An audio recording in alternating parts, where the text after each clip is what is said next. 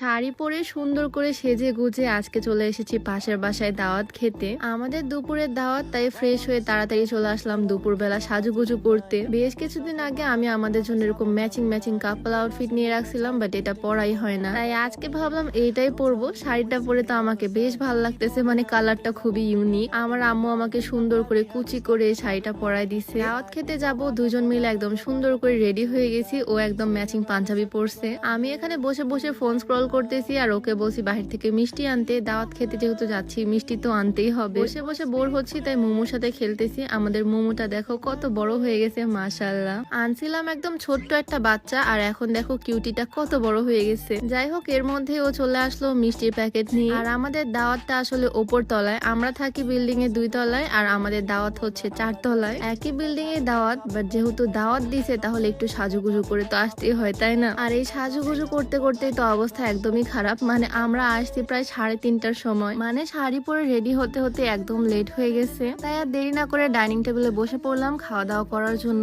আর এখানে বসতে দেখি সামনে একটা ছোট্ট অ্যাকুরিয়াম রাখা, ছোট ছোট কিউট মাছ দৌড়ায় বেড়াচ্ছে পানির মধ্যে। মাছ দেখতে দেখতে ভাত খাবো আজকে, মানে বিরিয়ানি খাবো আর কি। আন্টি তো অনেক আয়োজন করছে আমাদের জন্য, অনেক রান্না বান্না করছে, মাছ মাংস বিরিয়ানি সবকিছুই রান্না করছে সে আমাদের জন্য। আর আমি প্রথমে প্লেটটা নিয়ে আমার হাজবেন্ডের কাছে দিলাম, বেচারা অনেক ক্ষুধা লেগে গেছে। আমার জন্য তার একদম লেট হয়ে গেছে, আমি শাড়ি পরতে পরতে লেট করে ফেলছি। যাই হোক, এখানে খাবারের পরিবেশটা আমার কাছে দারুণ লাগছে, মানে খেতে খেতে সামনে কিউট মাছ নড়াচড়া করতেছে সেটা দেখতে পাচ্ছি। আন্টি এদিকে আমার পছন্দের চিংড়ি মাছ ভুনা করছে, দেখো কি লোভনীয় লাগতেছে দেখতে। আন্টির রান্না কিন্তু দারুণ লাগে আমার কাছে। আর সে গরুর মাংস রান্না করছে অনেক মজা করে আজকে দুপুরে খাবারটা খেলাম। আর দেন দুজন মিলে এখানে বসে বসে কোক খাচ্ছি। দাওয়াতে গেলে আসলে এটাই মজা, শুধু খাওয়া আর খাওয়া। এদিকে আবার সে দই মিষ্টি নিয়ে চলে আসলো, এখন বসে বসে দই মিষ্টি খাচ্ছে সে। আর আন্টিদের বাসায় বড় আরেকটা অ্যাকুরিয়াম আছে, আমি তো এখানে চলে আসলাম। আমাকে দেখি মাছগুলো সব ভয়ে পালাইছে, এক জায়গায় জড়ো হয়ে গেছে কোনাতে। এই বড় অ্যাকুরিয়ামেও কিউট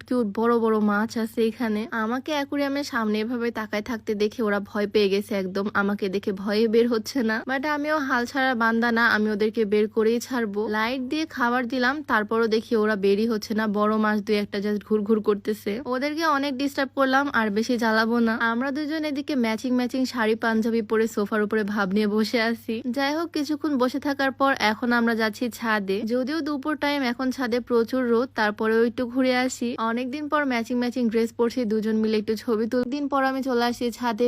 নতুন কিছু ফুল গাছ লাগাইছে যেগুলো আমি দেখিনি। এই ফুলটার নাম কি বলতে পারো? আমি জীবনের প্রথম দেখলাম এই সুন্দর ফুলগুলো। আর ছাদে সবগুলো ফুলের মধ্যে আমার সবচেয়ে পছন্দের হচ্ছে নয়নতারা ফুলগুলো। আমি একটা সুন্দর সাদা ফুল তুলে কানে গুঁজে নিলাম, আর এখন সোজা চলে যাচ্ছি বাসায়, মানে আমাদের বাসায় আর কি, দোতলায়। নিজেদের বিল্ডিং এ এরকম সেজে গুজে দাওয়াত খাওয়ার মজাই আলাদা। তো আজকে ভিডিওটা তোমাদের কাছে কেমন লাগলো অবশ্যই কমেন্ট করে জানিও। তো সবাই ভালো থাকো, সুস্থ থাকো, দেখা হয়ে যাবে নতুন কোনো ভিডিওতে। আজকের ভিডিও ছিল এই পর্যন্তই। আল্লাহ হাফিজ।